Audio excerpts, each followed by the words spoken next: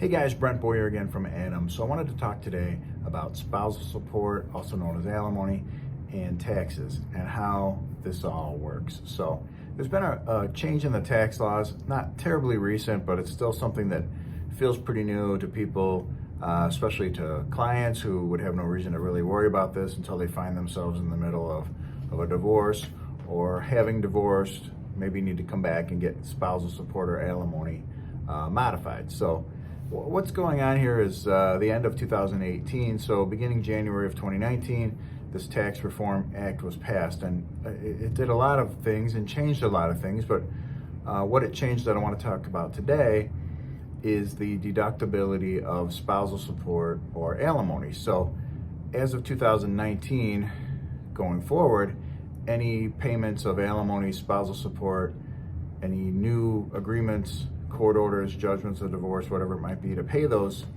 are no longer tax deductible. So if I got divorced prior to 2019 and I'm paying spousal support or alimony, I can deduct that on my taxes. So if I'm paying $1,000 a month in spousal support and I deduct it, and let's say my tax rate is around 25%, it's really costing me $750 by the time I file my taxes and get my credit for having paid that money. So that's how that was. Now, once you get divorced, these divorces that happen after 2019, 2020, of course, anything now and into the immediate future, spousal support is no longer tax deductible.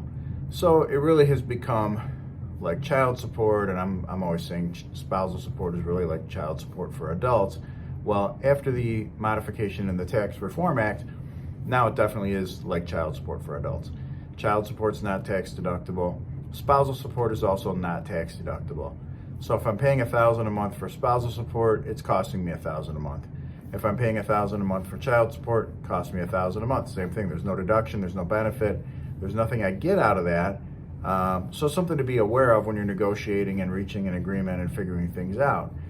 You can still end up in the same place, you can get the same result, but you just need to be aware of this tax issue that is no longer there. So, prior to 2019, if I was going to agree to pay $1,000 a month in spousal support, I would be paying that out of pre-tax dollars, and really it's not going to cost me $1,000 per month. It's going to cost me more like $800 if my tax rate is 20%, or maybe even less.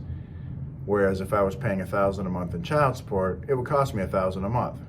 So now that the tax laws have changed and they've taken away this deduction, I need to take that into account. I need to factor that into my agreement and into my decisions about what kind of settlement I'm willing to agree to in my divorce case. Because now if I'm agreeing to $1,000 a month in spousal support, if I'm going to pay that, then I don't get any tax benefit from that. It's going to cost me $1,000 a month out of my after-tax money. I got to pay that out of my net income. So it's an important distinction, something to be aware of, something to think about. So hopefully that answers your questions on any of that. Again, thanks for watching. If you haven't yet done it, if you're not a subscriber, please subscribe so that you see the new videos. And if you're currently already a subscriber, thanks for watching.